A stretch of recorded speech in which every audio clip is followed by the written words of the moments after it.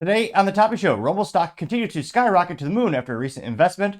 The comment section without Brett Cooper now continues to lose subscribers. Kamala Harris Kwanzaa video continues to get ratioed days after. And Amazon driver also drops 80 Christmas packages to the streets. All of that and much more on the Topping Show.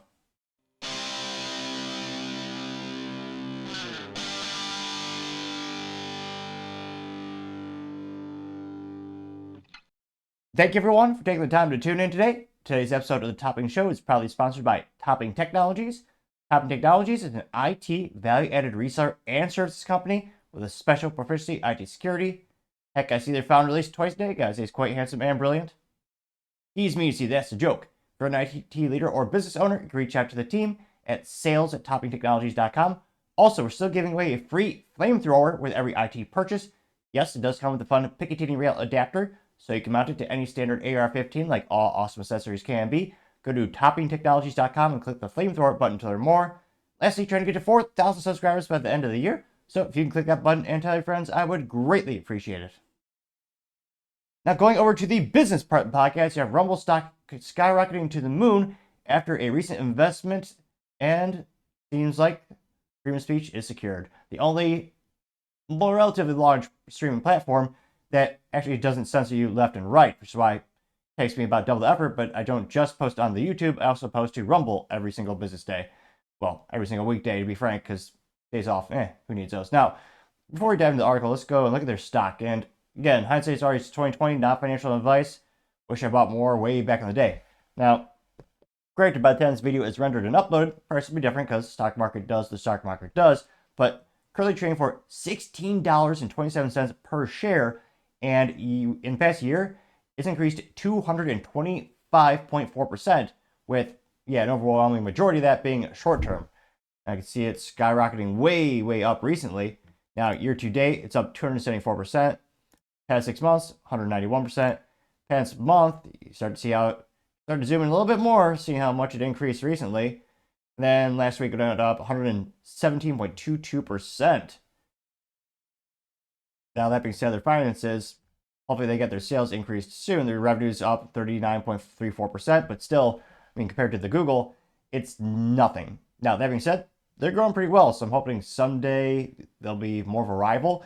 But that being said, last quarter, the revenue was $25.06 million. Now, yes, it is increasing thanks to people buying Rumble ads, as well as Rumble Cloud, which probably say Topping Technologies or VAR, to help migrate your business to Rumble Cloud. But they need that to increase. But again, quarter over quarter percentage is up by 39.34%. And operating expenses did go up by 10%. So, and net profit margin up 21%. So again, they're moving in the right direction. So that's the good news. Now, that being said, why did this realistically happen? Well, because the recent income, or rather the recent partnership with another investor. Now, this comes to us thanks to Yahoo Finance, specifically Keith Noonan, who's a writer over there, and Motley Fool, saying, quote, "Why did Rumble stock skyrocket?" Now, diving into the article, they say, quote, "Rumble stock is continuing to skyrocket higher on the news that a company is set to receive $775 million in investment from Tether, the company behind the Tether stable coin cryptocurrency," which, that is a godsend or a miracle, whatever vernacular you prefer. Because, they needed this. Because, again, if you are someone like me, you like to kind of dive into the details, join quarterly calls, or just look at the statements like business put it out every fiscal quarter. They had about 3 fiscal quarters left until the cash ran out, at which other point they need to raise other funds, or maybe the founder, Chris, would put more money in the company. But they really did need some further investment to increase their runway, so to say. Now, they know that the news has turned Rumble stock into a hot meme stock, as its share price is surging in conjunction with investors piling in, hoping to score speculative gains. They note that they claim that Rumble has achieved meme stock status. They announced they'll be selling, quite a little bit of stock being sold to Tether, $775 million worth of new stock at the price of $7.50 per share as part of the investment deal between the two companies. Rumble used $250 million of the proceeds from the stock sale to fund its business operations and growth initiatives, which, again, $250 million, that gives you a long runway so you can realistically compete both in advertising as well as cloud presence, going up against the big dogs like, when it comes to enterprise cloud, the really big ones is AWS, also known as Amazon Web Services. You have Microsoft Cloud, because pretty much every company has some Microsoft one section and another. And then you have a little G Cloud or Google Cloud. So those overwhelmingly have a vast majority of the market share. You have a little bit of Oracle thrown in there to spice things up for the people who want to consolidate their CRM and their operations like that. But in terms of cloud storage, those are realistically the ones that have pretty much overwhelming majority of the market. And if you want to start chiseling away at that, as well as get more, ad sales, you need to have more of investment. And I think they're going to have to hire some more employees. But again, it sounds like they're going in the right direction. They note that the streaming specialist intends to use $525 million from its stock sale to buy back shares from other large shareholders at a price of $7.50 per share. While the deal is poised to give Rumble a much-needed cash injection, meme stock momentum appears to be playing a bigger role than fundamentals when it comes to the company's recent valuation gains. The deal is effectively turned Rumble into a speculative cryptocurrency adjacent play, and some investors are betting that the new dynamic can pave way for more explosive gains. Now they say that what's next for Rumble? With a tethered deal, trading for Rumble stock has become completely divorced from the company's fundamentals. Investors are getting excited about a variety of potential scenarios that could see Tether provide continued financial support for the business or guide Rumble into a more crypto-focused platform, which, I don't know about that. We'll see. The rise in conjunction with the cryptocurrency space has some investors feeling very bullish, and it's possible that the sentiment could power more big gains for the stock in the near term. They know that prior to the Tether announcement, Rumble announced it was looking to make Bitcoin investments as a substantial part of its balance sheet. So I still think the company is going to look for more enterprise business in terms of, again, trying to sell ads in cloud space for their growth. And again, right now, they're pretty much the only realistic competitor to the YouTube when it comes to video streaming.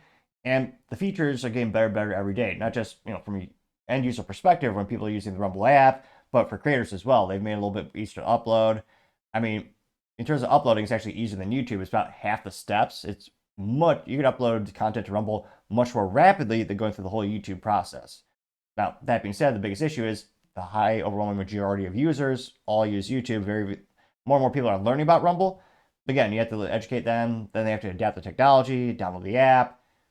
It's a monumentous thing when it comes to changing people's habits and getting the end user to try something else, especially when so many people have the default of the YouTube for the streaming services. So I think this is great news. I don't know, I'm very hesitant when it comes to all the crypto stuff in terms of, will this help the company bolster their new value to the consumers? How will it integrate? I mean, they have a Rumble store. You can buy like their swag and cool knickknacks, and some of the creators have their stores integrated into the platform as well. So maybe they're speculating, well, they can have that be the new default platform, the current. It'll be interesting to see where they want to go. But realistically, in terms of how the company will grow from a more traditional perspective, I think they'll continue to bolster their streaming services, their content quality, and I think, of course, as well, their cloud storage as well. But let me know your thoughts. Have you taken the time to invest in Rumble? Do you think they could ever overcome YouTube when it comes to market share and in terms of quality? Let me know your thoughts, because as always, be fascinated to hear what you have to say. Now, going over to the Cultural Pod podcast, you have the comment section without Brett Cooper continuing to bleed subscribers as folks are not liking Reagan, the new host of the show. Now, we'll dive into the latest video she uploaded to kind of look at the top comments, which would be appropriate since the show is called the comment section. But first, I wanted to go to one of my favorite websites called Social Blade and look at the statistics. Now, you just go pull up her profile, which is kind of funny. It's relative to the channel, it's still very much new in terms of Brett Cooper, the traditional host of the show, leaving, or some debate being ousted by the Daily Wire, the production company, for the new gal Reagan, who was actually Brett Cooper's bridesmaid and I guess supposedly her former best friend and producer. Well, they still have Brett Cooper in the banner ad, or not the banner ad rather, but the banner description of this Social Blade website. Now, here you can see, she's one of the channel, more specifically the comic section on the YouTube, is one of the top, bar none. It's got B+ rating. It's the 950th subscriber rank, 716th in the United States. In other words, there's a lot of green signs on this screen here, kind of the antithesis of my show, but someday we'll get there in theory. Now, in terms of how much the show is making, estimating yearly earnings between $140K to $2.3 million, which, for revenue, that might very well be accurate. This data is private. We don't know what the Daily Wire operational cost is, but the Daily Wire also spent, several millions of dollars advertising the comment section of Brett Cooper. So I do debate if they actually made a profit while Brett Cooper was leading the channel. Now, in terms of the subscriber count, that's where it's down. It's down to 4.18 million subscribers. Still got, what was it, 3.6 billion views on the channel, which is one of the newest ones. Created January 2022. Again, it's one of the fastest growing, most successful YouTube channels that I've seen, especially when it comes to an individual hosted show for commentary. But here's where things don't go great. So here's the subscribers, and there's a crash. That's where they start to go negative. Now, the first time it went negative was, December 13th when this news started to break out, and you saw the new Temu Brett Cooper, and it went they lost about 20,000 subscribers. And pretty much every day they've lost 20, let's see, so they lost 20,000, 20,000, 10,000, 20,000, 30,000, 30,000, 20,000, 30,000, 40,000 December 21st. Wow. Then you also have 20,000 December 22nd, 10,000 December 23rd, 10,000 December 24th. So there's about 10,000 per day, which is not great. Again, still has more than 4 million subscribers. And when it comes to the views look to be about the same, more or less. Welcome. YouTube channel here. Looks like consistently gain between, let's see, we'll round it up to about 100,000 to 200,000 views. But yeah, I mean, last 30 days they've lost 320,000 subscribers, which is also quite a few. Now they've also gained in that 30 days. They've had 46 million views on the channel. So a lot of people are tuning in. I mean, spoiler alert, not many of them are happy, but yeah, they're still getting the views. Now the question is, how long will it take for it to become profitable, or if it's already profitable at the current view rate? Now going to comment section actual show, they did update the banner, so it's got the new. Some people are calling her the Temu Brett Cooper, but her real name is Reagan.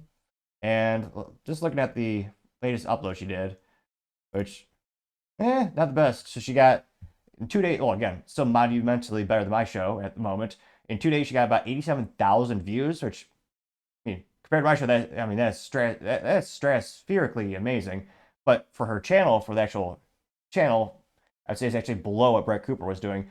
Now, she only got 3.2 thousand likes, which is terrible for, that kind of a show with that many subscribers, with that many views. That's ridiculously low. Now, let's go to the top comments here. Spoiler alert, most of them aren't too favorable when it comes to Reagan. Now, scrolling down more and more, again, this is her latest upload. And in terms of the content of the show, it's very similar to what Brett Cooper is doing in terms of cultural topics. I mean, this is about a gal who apparently slept with 100 men in one day, which, yeah, kind of sad that is part of the cultural discussion these days and how far the bar has fallen. But again, very relevant to the usual cultural things Brett Cooper discussed on the show. Now, one of the first comments comes from Mark saying, quote, "The comments section is now what makes people truly click these videos. Oh, the irony." Got 497 likes. Do you know Hikari says, "More people are viewing the comment section than the actual video." LOL, getting 370 likes, which I would love to see the click-through, not just the click-through rate conversion of her show, but also what's the average engagement time? How many seconds are people watching her show before clicking the pause button or going to another channel? Or does she have near 100% rate in terms of someone clicking the video and watching the whole thing through? I can't help but think that, the actual engagement or the actual time of the video people watch, I can't help but think that percentage should drop dramatically. Now, comment that kind of proves my point. Granted, we don't have the evidence, but Zen Time says, "Step 1, mute, pause video. Step 2, scroll down. Thank you." Getting 154 likes. Let's see, someone by the name of Ingalls says, quote, "I think we'd have more respect for her if she addressed the comment section, and if Reagan had her own identity, not copying Brett's." Getting 2,000 likes, which, yeah, in terms of her mannerisms and even how she, all her body language, as well as her tone, is very, very, very similar to Brett Cooper. Let's just watch this for a second. This video, if there are children around, get them out. This is not for their ears. I have been watching this story of a young woman unfold over the past several weeks online. She's been slowly growing in popularity, and her story seems so absurd that I did not and could not believe that it was true. Then I learned that it was very much true, but I didn't want to just do a story covering her and giving her even more attention. That is until I learned that another creator has also been following her story and just filmed an entire documentary around the event that made her viral. And what resulted from that documentary warranted an episode. The young woman who has gone viral for sleeping with 100 men in one day is named Lily Phillips, and she is only 23 years old. She's an creator from the UK. One outlet covered the story and they said an model's viral At least they listen to the comment section. There's only, I think, 2 camera angles there, but they're, multiple zooms that they're using. But yeah, one of the first critiques when Reagan was taking over is, why does the show have, seemingly 25 different cameras? Upon further examination, they probably had like 3 to 4, but yeah, it looks like they're not jumping around as much as they used to. But yeah, the way, her tone, her hand gestures, it's all exactly like Brett Cooper. And there's rumors that, Reagan had acting classes and they were trying to coach her on how to exactly replicate her, which, yeah, it's not going great. Now, someone by the name of Darth Toaster, which perhaps it's an unsung hero from the Star Wars franchise. I did not realize they had a toaster. If they have toasters now, presumably they would have them in the future as well. That's logical. But perhaps it's an unsung hero behind the whole Star Wars franchise. I don't know. They'd probably be a better character than most of the things they've made after Disney bought them. Granted, the bar's low. Nevertheless, this alleged Darth Toaster says, quote, "Woman betrays 100 best friends in one day, getting 575 likes." Zoe Thrat says, "I'm still coming to the comment section to read the comment section," gave 1.6 thousand likes. Prices says, "One day they're going to delete every video with Brett like they did with Candace," getting 180 likes, which, now that I don't think that's out of the realm of possibilities. Most videos, if you look at, how YouTube makes money, how people make money on the YouTube, pretty much you get 90+% of all the revenue ever generated for that video. An overwhelming majority of the time happens within the first 24 hours of posting it. So in terms of archival videos, going viral again, that's very rare. In terms of them making any money at all, I would argue that's even rarer. Now, you have somebody named of Jax saying, quote, "Officially unsubscribed. I've waited to see if Reagan would come into her own personality, but she obviously has not read the comment section of the comment section. Ironic." Getting 333 likes. Now, someone by the name, let me scroll down here. Sorry about that. Says Ginny Hinchker. I don't think I'm not purposely trying to mispronounce that name. Ginny says, quote, "Look, when Brett acts like Brett, it's normal. When you do it, it's creepy." Getting 543 likes, which, yeah. Also have Racy Bear says, "Why are you just acting like Brett? You can't just replace her, make your own channel." Getting 65 likes, which, again, the issue with that is, again, the Daily Wire has spent millions of dollars advertising this YouTube channel, and it used to be the former personality and the host of the show, Brett Cooper. Again, getting 4 million subscribers on a channel is a monumentous, one of the most difficult tasks out there, especially when you have more, I would argue, more controversial or more conservative values. That's where you see a lot of the shadow bans on the YouTube. And again, we know the Daily Wire spends, $130,000 per month promoting Ben Shapiro on the Facebook for his page, so he can be promoted there. And again, I can only imagine how much they're spending Brett Cooper on the YouTube, on the Facebook, and all these different social media apps. Which again, if you have the capital expenditures to do that, that is, as we've seen here, a very efficient way to grow your channel. Again, Brett Cooper is also amazingly talented. A lot of people tuned in because he's a great host of the show. But yeah, I do wonder, how much money did the Daily Wire put in just to the YouTube channel alone? 1 million, 2 million, 5 million, 6 million plus. Who knows? And again, they're still a private company. Also now just passed a $1 billion valuation. I think they have now $200 million in recurring revenue every year from subscriptions. They're amazingly successful. Going down more and more, Mercedes says, quote, "This has nothing to do with Brett versus Reagan, but I can say something as a viewer. I do not like the camera angle changing every 5 seconds," getting 61 likes, which, yeah, there's a couple of people that don't like that. Do 1 or 2 more. Miko says, quote, "This is how a channel dies. Daily Wire just creates a new channel with Reagan and start from scratch again. Views are declining and the subscribers are leaving. It's not worth it to beat a dead horse," getting 575 likes. That being said, the number of people unsubscribing, that rate is decreasing. Again, it started at 30,000, 40,000, but it's now about 10,000 per day, which again is huge. But again, there will be some people who do like Timu Brett Cooper, or as they call her, I suppose, Reagan. It's not out of the realm of possibility. There's going to be someone who connects with her, well, many someones, and eventually I think maybe they'll grow back. It's possible. Again, the Daily Wire also has very talented people in the marketing department. I mean, it takes more than just clicking a button to promote a channel or promote a video. There's a lot of things that go into it. But I mean, as the Daily Wire has shown, they built Brett Cooper from, not to be pejorative about her, but before she was on Daily Wire, she's much less known. Again, amazingly talented, but the Daily Wire did help build her brand reputation to be, I mean, a household name. So we'll do one or two more comments before moving on here. You have Kelly saying, quote, "Girl cannot hear you throughout the comment section. Seriously, did not hear a word," getting 364 likes. Let's see. One more. Anthony says, "After 10 seconds of watching this, I realized she's not as good as Brett Cooper. She's not as attractive or charismatic. I'm sorry, but that's the truth. It would be like replacing Ben Shapiro with Dylan Mulvaney." Getting 76 likes, which, again, according to my YouTube, I do the YouTube community post. I actually did a poll of how do you save the comment section. Do you, one, get Brett Cooper back, two, keep Reagan or Timu Brett Cooper, or three, have Ben Shapiro dress up as Brett Cooper's attire and have him host the show. And 70% of the people polled did say Ben Shapiro should just, I usually say suit up, but dress up for the comment section, which the fact they didn't do that, at least on April Fool's Day as a joke, is a lost opportunity, especially for, I think that would have been a comedic thing Daily Wire could have done, hindsight. So, of course, 2020. But, yeah, and again, it looks like, statistically speaking, the bleeding is starting to lessen a little bit.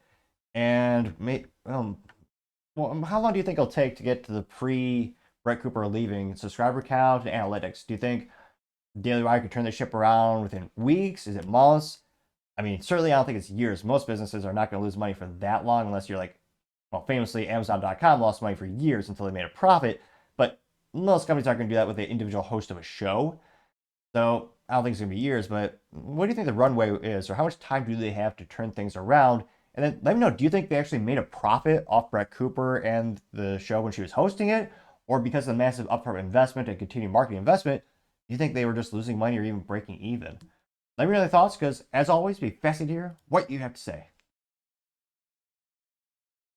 Now, going over to the political part podcast, you have Kamala Harris Kwanzaa backfiring, as usual, as someone who is even more socially awkward than me fails on camera, which is saying something, because Lord knows I have my blunders, as you know. Now, this comes to us thanks to End Wokeness on the good old X, or as maybe 5 people now call it, Twitter.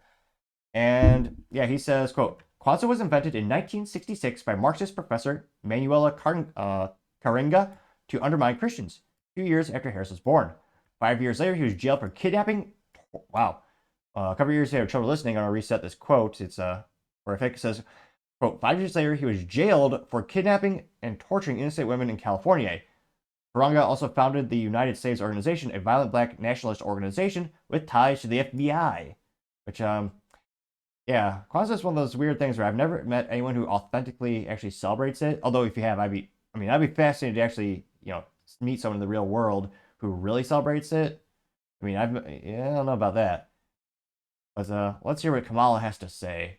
As she has, I don't know what she's wearing. Like, she's wearing a suit, like a plaid suit, which I don't think those have been fashionable since the 70s, but nevertheless.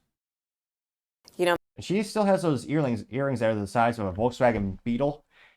And one of my favorite conspiracy theories, or as we sometimes call them, yesterday's conspiracy theories are tomorrow's truths. But nevertheless, there is a company that makes audio gear where they have basically an earpiece, so you can get audio in your ear that looks suspiciously like her earring.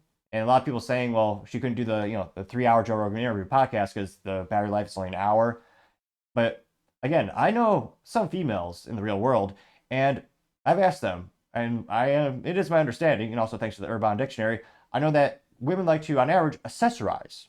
So every outfit will have a different necklace, a different, as some might say, bling bling. And I know some females have multiple earrings. And I asked them, would you wear the same pair of earrings for everything you wear? And yeah, pretty much, I think one of them said yes. But no matter what the occasion, or what she's wearing, Kamala Harris always has these Volkswagen-sized earrings. And, I mean, that also being said, they're not very attractive earrings as well. But, yeah, why does she always wear the same pair of earrings? Something to wonder. My sister and I, we grew up celebrating Kwanzaa. Every year, our family, and our extended family, we would gather around across multiple generations. And we tell stories. The kids would sit on the carpet and the elders would sit in chairs, and we would light the candles, and of course afterwards have a beautiful meal. And of course there was always the discussion of the 7 principles. Yes, and my favorite, I have to tell you, was always the one about self-determination, Kujichagulia. And, you know, essentially it's about... I think she sneezed. Let me rewind that. Achoo? Achoo? Self-determination, Kujichagulia. And, you know, essentially it's about, it's about be and do. Be the person you want to be and do the things you want to do and do the things that need to be done. It's about not letting anyone write our future for us, but instead going out and writing it for ourselves. And that principle motivates me today as we seek to confront the challenges facing our country and to build a brighter future for all Americans. So to everyone who is celebrating, happy Kwanzaa from our family to yours. And ironically, the website that they refer you to is buildbackbetter.gov, which, yeah, they did not do any of that. Have like the Inflation Reduction Act, which caused hyperinflation, which she also signed off on. Yeah, that went pretty well. I got 1.4 million views as well as 26,000 likes, which, yeah. So she was 2 years old when they invented that made-up holiday, and she's saying she celebrated her whole life. Really? Now, one of the first comments comes from Elon Musk himself, saying, "Yikes," getting 3.6 thousand likes. Also have Paul Zazupa saying, quote, "Kamala Harris is trying to destroy American culture with her pathological line. Thankfully, America rejected her nonsense in the election. Good riddance," getting 1.1 thousand likes, which is also quite concerning. What was it? 74 million Americans voted for price control, censorship, and big government, which again, that's about how many votes she got. So maybe we should have an asterisk to that, because again, what was it? In 13 of the 15 states Kamala Harris won, they did not require voter ID. I'm sure that's just a coincidence. That's where she happened to win. Now, you also have AKA saying she's a Marxist, getting 739 likes. Yeah, Livercat Media TM saying, quote, Kwanzaa is a fake, or sorry, Kwanzaa is a, oh, I guess, maybe is this, was it Freudian slip or something? It said Kamala is a fake holiday, because she's a fake candidate. But what he meant, what I meant to read was what he wrote, is Kwanzaa is a fake holiday with some Marxists made up one morning. Kamala, being a good comrade, celebrated it just like her father did. America dodged a bullet, a very big one, getting 565 likes. Going down more and more. House of Trad says, "Do you agree?" and says, "This is why we need term limits." It's Joe Biden, Feinstein, as well as Pelosi. And yeah, it shows before and after when they first got into politics. And then, yeah, now. And it got 665 likes. Let's make it 666. Which, I mean, yeah, it's one of those things where they spent their whole life in government. Going down more and more. Sarah Smith says, quote, "Mulunga Karanga is evil." Says Karanga was convicted in 1971 for brutally torturing 2 naked women. The weapons of torture include a soldering iron, a vice, and of course a toaster. I don't know why they say of course. Is that like something that is just known by default? Got 406 likes though, which yeah, people are celebrating that holiday that this guy made up. What is it with leftists and always elevate the most evil scum of society? I'll never understand it. Trying to turn them into martyrs. Scrolling down more and more.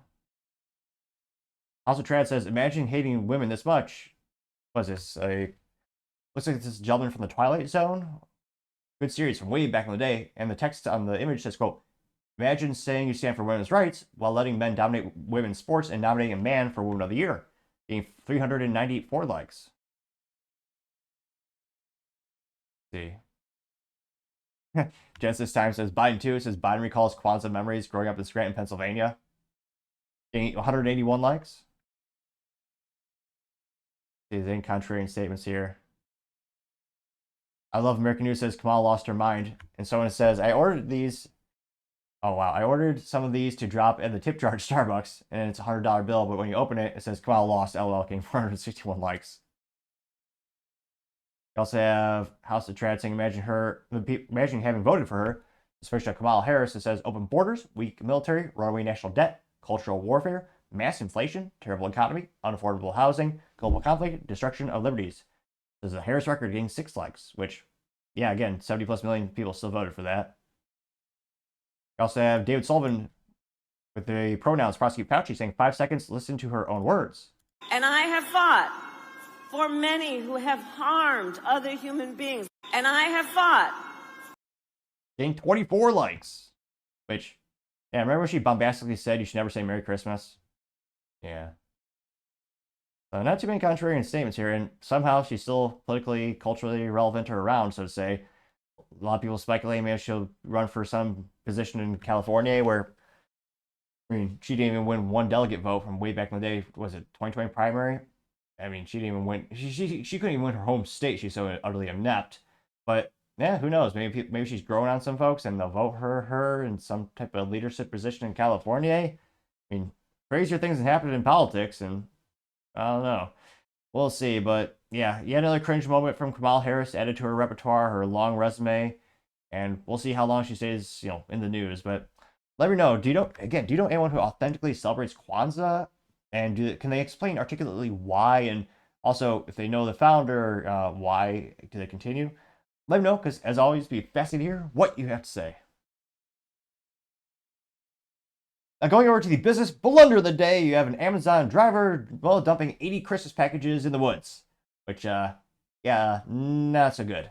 Now, this comes with saying Jalopnik, specifically Brady Brownell, is a writer over there, says, quote, stressed Amazon driver dumps 80 holiday packages in the woods. They were found by police just hours after they were dumped.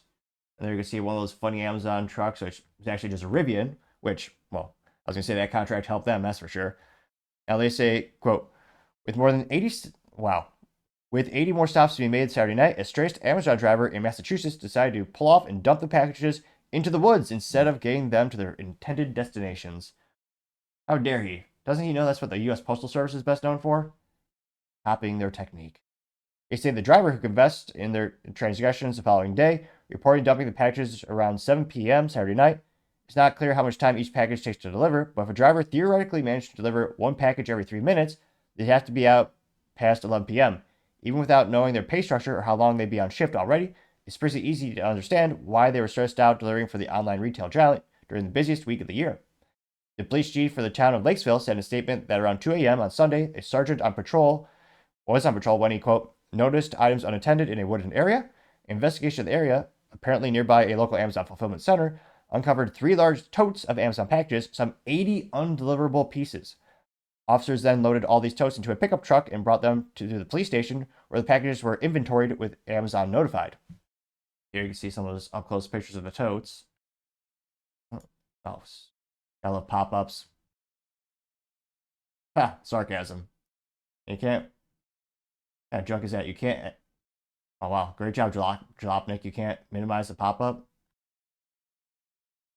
That's cruel and unusual. Who does that? Apologies about that. You can see the totes there. They quote, it's not clear if the package dishing was a deliberate act of solidarity or on behalf of the Amazon driver. Currently, the International Brotherhood of Teamsters, aka the union, is in the middle of what is calling the largest strike against Amazon in American history.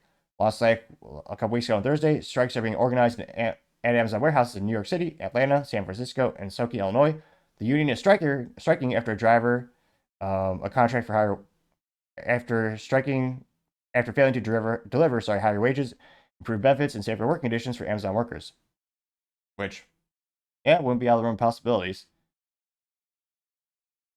Yeah.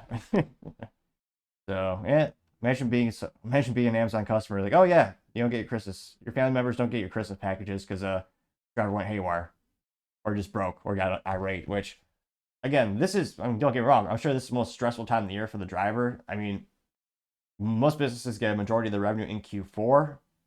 So you get, again, it's the most busiest time of the year, most stressful. And being an Amazon driver is almost, I've heard the horror stories in terms of you got to be on point with the deliveries and Johnny the Spot, as some might say.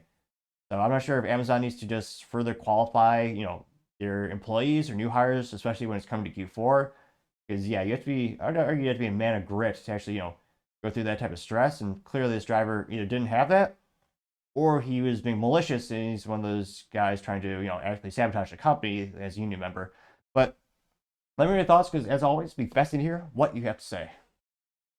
Thank you, everyone, for taking the time to tune in today. Again, trying to get to 4,000 subscribers by the end of the year. So if you can click that button, I would greatly appreciate it. Also, give me a thumbs up, thumbs down, or comment. It's a great way to give me some additional feedback letting me know how I can make the show better and better. Lastly, don't forget to take time to tell your family, tell your friends, tell your coworkers, heck, tell your enemies, tell anyone and everyone. Just stay safe, fight the good fight.